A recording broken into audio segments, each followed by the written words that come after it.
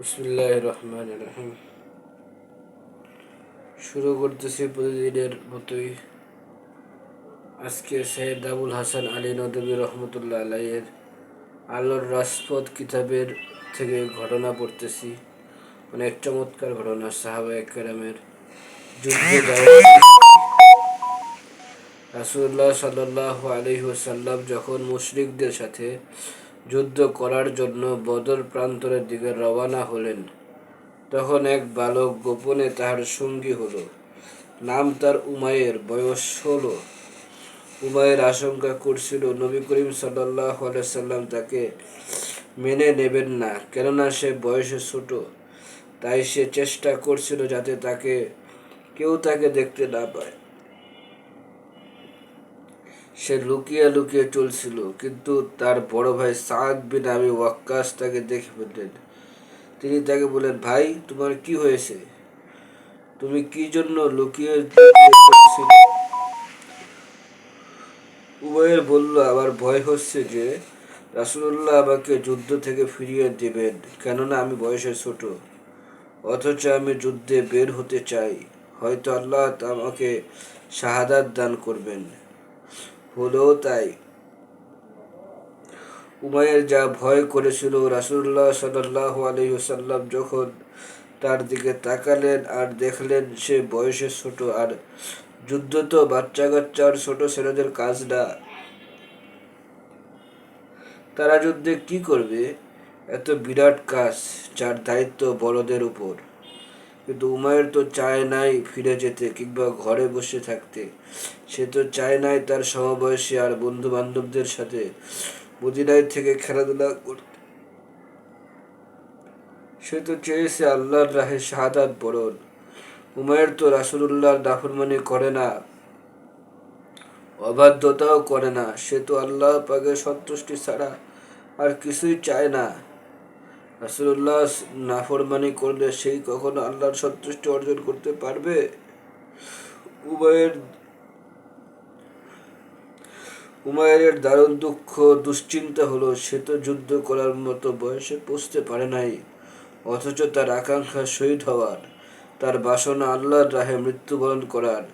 সে জান্নাতে যাওয়ার অভিলাষ করছে। সে জান্নাতকে সে অদূরে দেখতে পায়, কিন্তু সে কেমন করে সেখানে পৌঁছবে? কেননা সে তো এখনো যুদ্ধ করার মতো বয়সে পৌঁছে নাই। এসব কিছু উমাইরের উপর চাপ সৃষ্টি করেছিল। তাই তার ছোট অন্তর কেঁদে দিল।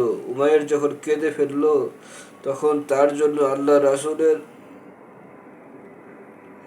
অন্তর নরম হয়ে গেল। রাসূল সাল্লাল্লাহু আলাইহি সাল্লাম ছিলেন কোমল প্রাণ, অতি নরম মনের মানুষ।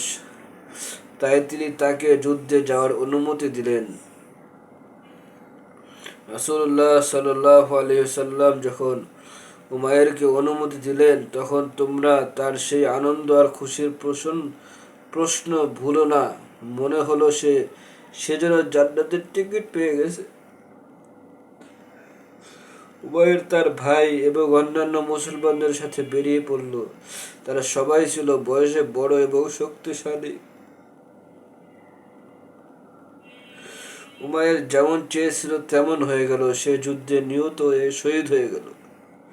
সে অধিকাংশ যুবক এবং বয়স্ক লোকদের উপর অগ্রগামী হয়ে গেল। আল্লাহ উমাইরের উপর সন্তুষ্ট হোক এবং তাকে সন্তুষ্টির পাত্র করুক। আরেকবার রাসূলুল্লাহ সাল্লাল্লাহু আলাইহি সাল্লাম যখন উহুদ প্রান্তরের দিকে কুরাইশদের বিরুদ্ধে লড়াইয়ের জন্য বের হলেন, তখন তার সাথে মদিনা থেকে দুজন বালকও রওনা দিল। তারা আল্লাহর রাহে জিহাদ করতে পছন্দ করত। তারা ছিল বয়সে ছোট, তখনও বয়স 15 পার হয় নাই। পরে আল্লাহর রাসূল তাদেরকে ফিরিয়ে দিলেন, যেহেতু তারা ছিল ছোট, লড়াই করার মতো বয়সে তারা পুষতে পারে নাই। তারা তো আসবাবপত্রের মতো, তাদেরকে নজরদারি এবং পাহারা দেওয়ার জন্য বড়দেরকেও মশগুল ও ব্যস্ত থাকতে হবে। এসব বালকদের মধ্যে এক ছেলে ছিল যার নাম ছিল রাফে ইবনে খুদাইচ। সে বয়সে 15 বছরের কম ছিল।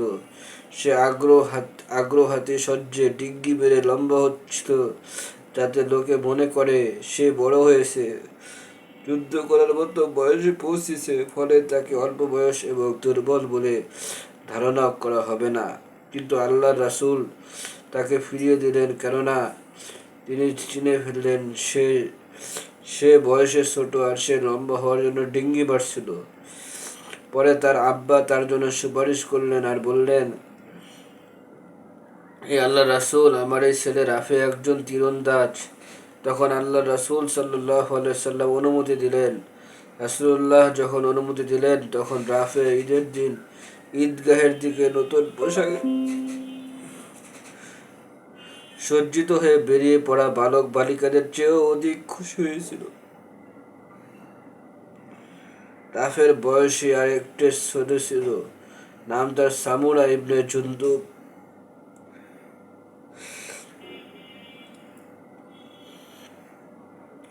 রাফের পর তাকে রাসূলুল্লাহ সাল্লাল্লাহু আলাইহি সাল্লামের সামনে পেশ করা হলো। তাকেও আল্লাহর রাসূল অল্প বয়সের জন্য ফিরিয়ে দিলেন। তখন সামুরা বলল, আপনি রাফেকে অনুমতি দিলেন আর আমাকে ফিরিয়ে দিলেন।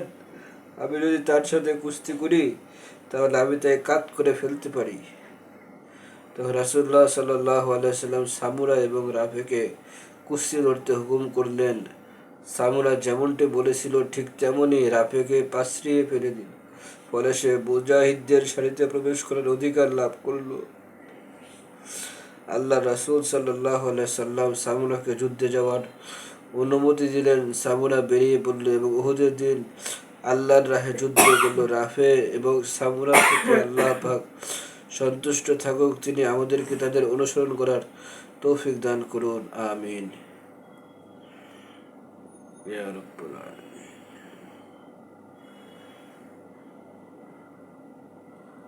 আজকে আলহামদুলিল্লাহ একটি ঘটনা পড়া হলো একটা কিতাব থেকে। ইনশাআল্লাহ প্রতিনিয়ত এরকমভাবে চমৎকার চমৎকার ঘটনা আমরা সাহাবায়ে কেরামের জীবনী থেকে পড়বো এবং শুনবো, যার দ্বারা আমাদের ঈমান বৃদ্ধি পাবে এবং আমল করতে স্পৃহা জাগবে। ওয়া মা আলাইনা ইল্লাল বালাগ।